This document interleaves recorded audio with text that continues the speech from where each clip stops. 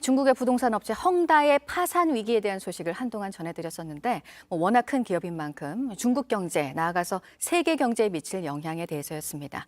이 헝다의 디폴트, 채무 불이행이 공식화됐는데요. 보도국 연결해서 이 소식 알아보도록 하겠습니다.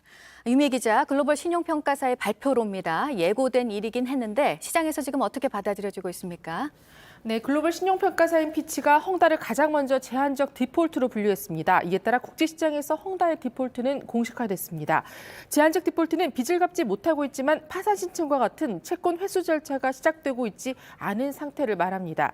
헝다의 역외 채권 발행 규모는 192억 달러, 약 22조 7천억 원입니다. 다른 채권자들이 기한에 상관없이 헝다 관련 채권의 상환을 요구할 수 있어 연쇄 디폴트가 불가피한 상황입니다. 이강 중국 인민은행장은 시장 원칙에 따른 처리를 언급하며 개별 사건인 헝다 문제의 중장기적인 영향은 제한적이라고 강조했습니다. 유럽 주요국 증시는 이날 헝다의 디폴트가 공식화되면서 일제히 하락했습니다. 네, 코로나 관련 소식도 보면 이 백신을 맞지 않으면 벌금을 내는 나라가 또 나왔죠.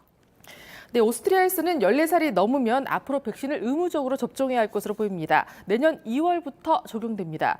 볼프강 미크슈타인 보건장관은 현지 시간 9일 기자회견을 열고 이 같은 백신 의무화 계획을 발표했다고 로이터 통신이 보도했습니다. 나이는 14살 이상입니다. 백신을 안 맞으면 3,600유로, 우리 돈으로 약 480만 원의 벌금을 내야 합니다. 정부는 의회의 승인을 받아야 하지만 야당 두 곳에서 지지해 무난히 가결될 걸로 보고 있습니다. 앞서 오스트리아 정부는 지난달 코로나 환자가 급증하자 내년 2월부터 백신 접종을 의무화하겠다고 발표했습니다. 네, 중국 베이징 동계올림픽에 정부 사절단을 보내지 않겠다는 나라들이 미국을 시작으로 지금 점점 늘고 있는데 프랑스는 그러지 않겠다고 했습니다. 어떤 이유를 들었습니까? 네, 공식적으로 정치와 스포츠는 별개라는 입장입니다. 하지만 속내는 좀 다릅니다. 에마뉘엘 마크롱 프랑스 대통령은 현지 시간 9일 기자회견을 열고 베이징 동계올림픽 외교적 보이콧에 동참하지 않겠다는 뜻을 발표했습니다.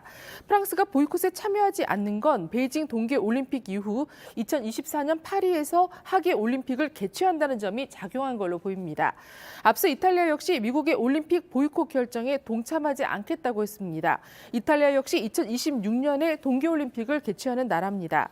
앞서 미국과 영국, 호주, 뉴질랜드, 캐나다 등은 중국의 인권 탄압 문제를 지적하며 외교적 보이콧을 선언했습니다. 네, 그리고 프랑스 도로 사이클 대회에서 한 여성 때문에 경기 중인 선수들이 줄줄이 충돌을 한 사고가 지난 6월에 있었는데 이 여성에 대해서 벌금형이 내려졌네요. 네, 벌금은 1,200유로, 우리 돈으로 160만 원을 내라는 판결이 나왔습니다. 프랑스 법원은 현지 시간 9일 선수들의 생명을 위협하고 다치게 만든 혐의로 기소된 31살 여성에게 이 같은 벌금형을 선고했습니다. 앞서 지난 6월 말 프랑스에서 열린 도로 사이클 대회 첫날 한 여성이 도로로 갑자기 튀어나와 선두권을 달리던 선수들이 연달아 충돌했습니다.